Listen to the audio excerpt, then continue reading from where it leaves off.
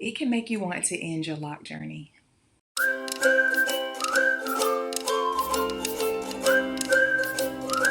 Hi.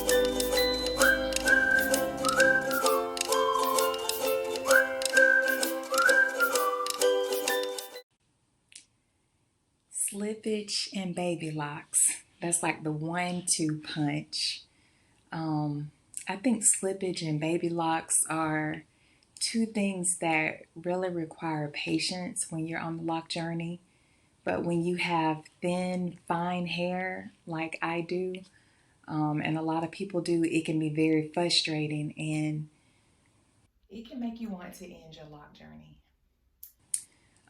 There were some weeks when I was like so frustrated that I started to think that maybe locks weren't going to work because of all the challenges I had with slippage and baby locks, like in my crown area.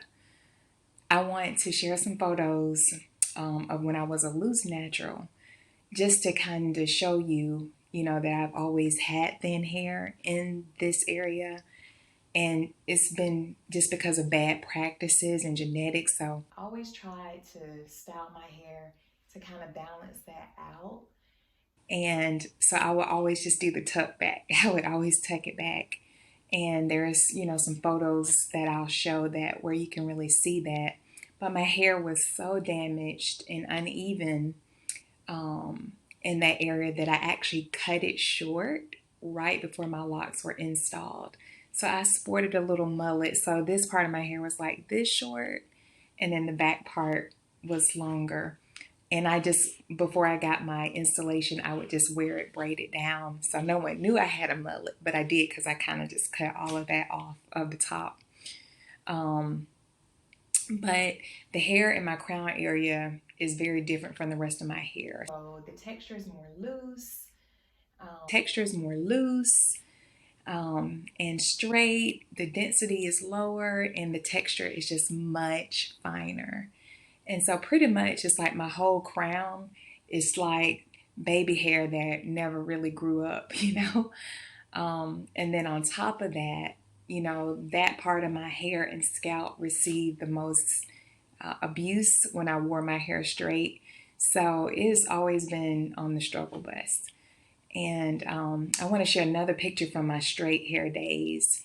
After all the damage, it never grew long. I would always just pin it back, so you could see that. That was my go-to style.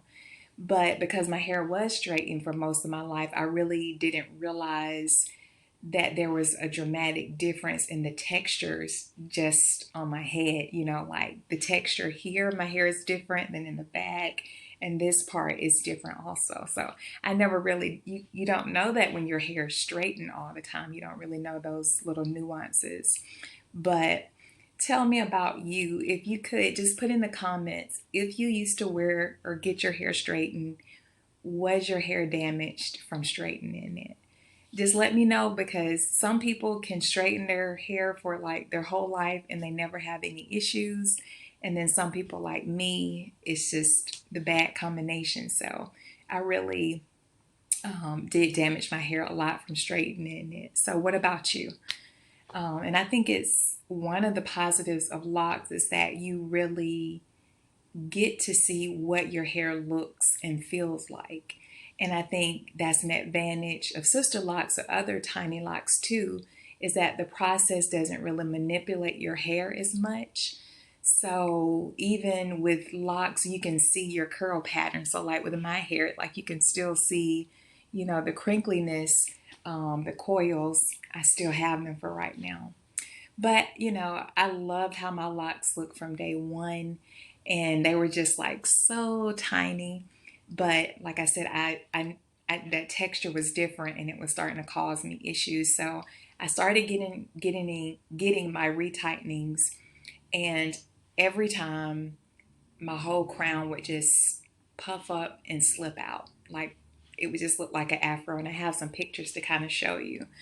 And so I was going back, and it was just like getting a fresh establishment right in the crown, like every single time. And like that was so frustrating for me.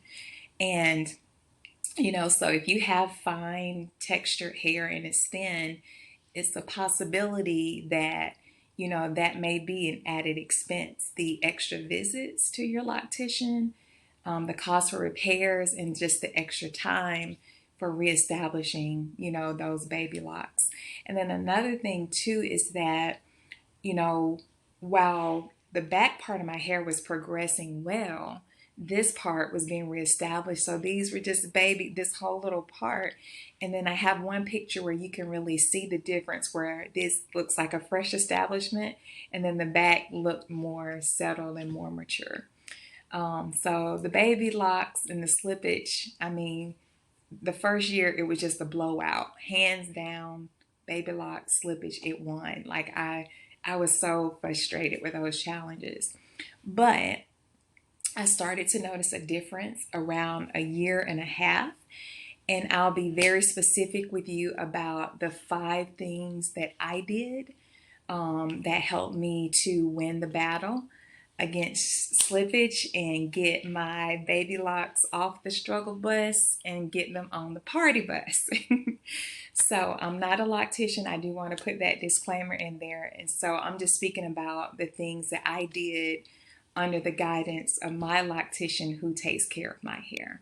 But number 1, I had to start braiding my hair. So before washing, I had to start braiding this part of my hair in smaller sections in the crown. So that's one thing I did.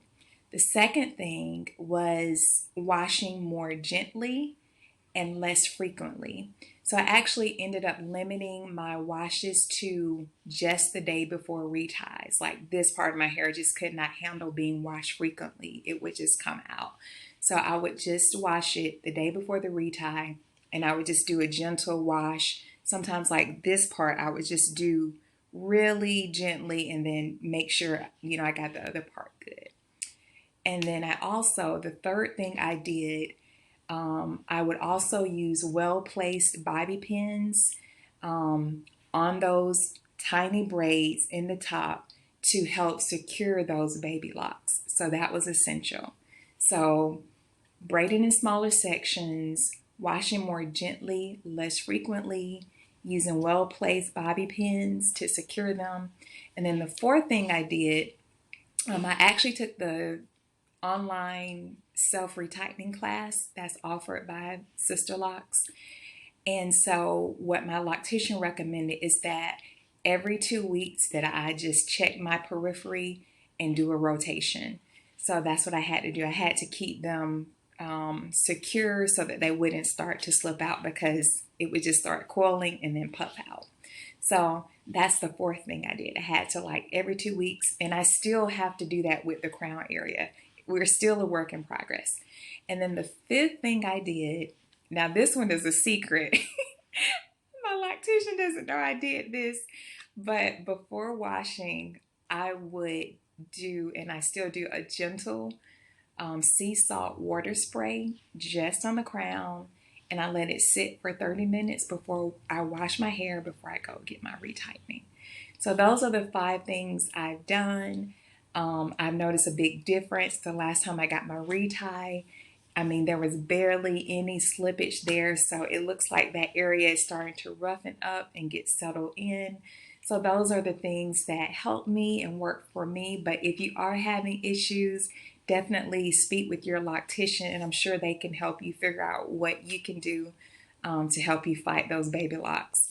But trust the process, because I hung in there. I did have my days, but you know, they are flourishing now, and I still have some challenges, but overall I'm very, very happy with my hair and just the changes that it's made. So trust the process, and thank you so much for watching. Don't forget to like and subscribe.